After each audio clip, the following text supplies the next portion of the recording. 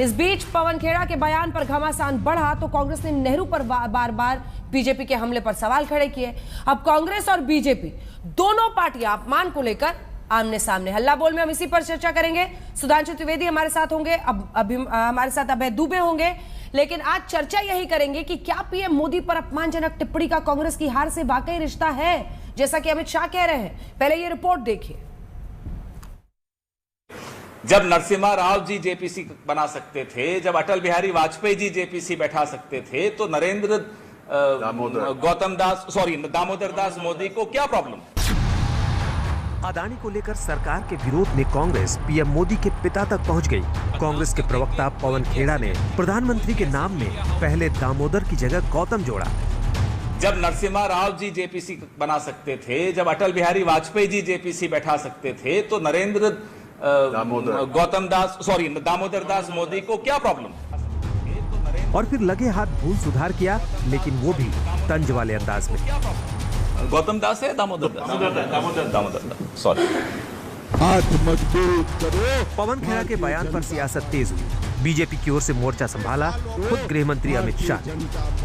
2019 में भी आपने मोदी जी के लिए अभद्र भाषा का प्रयोग किया था।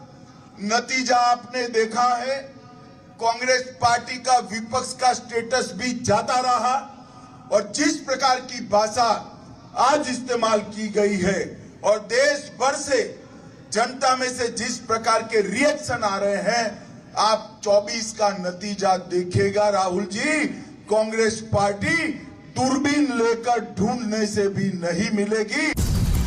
अमित शाह के पलटवार का पवन खेड़ा ने फौरन जवाब दिया, अपमान और संस्कार के सवाल उठाए और लिखा, जब देश के पहले प्रधानमंत्री का और हमारे पूर्वजों का अपमान आप लोग करते हैं, तब तो नॉर्थ ब्लॉक के एचएमडी साहब कुछ नहीं बोलते।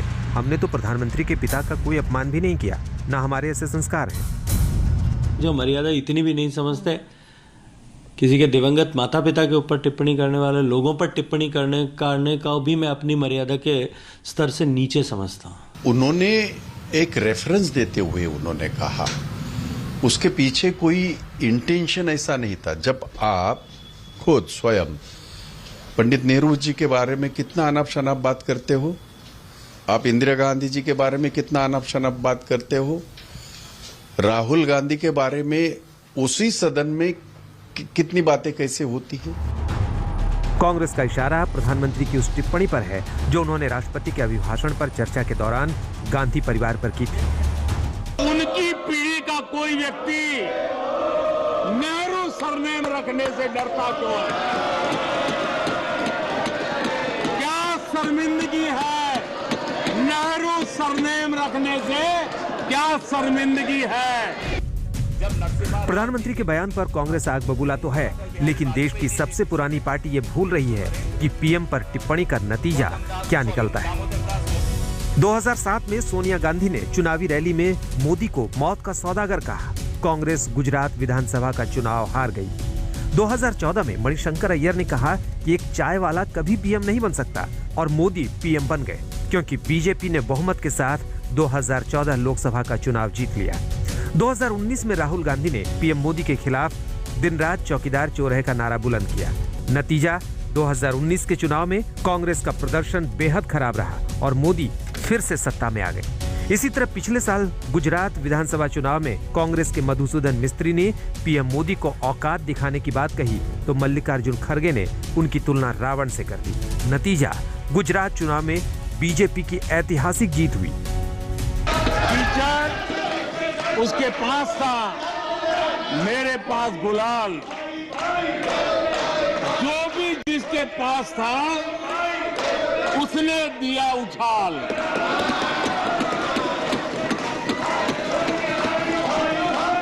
और अच्छा ही है, जितना कीचड़ उछालोगे कमल उतना ही ज्यादा खिलेगा।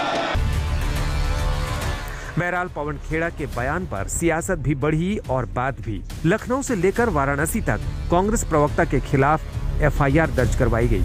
पवन खेड़ा की प्रेस कॉन्फ्रेंस अदानी मामले पर जेपीसी के गठन की मांग को लेकर थी, लेकिन उन्होंने कांग्रेस के लिए मुश्किल खड़ी कर दी। सवाल ये कि कहीं पवन खेड़ा जैसे नेताओं के बयान 2024 में भी कांग्रेस की झोली खाली तो नहीं कर जाएंगे। आज तक ब्यूरो।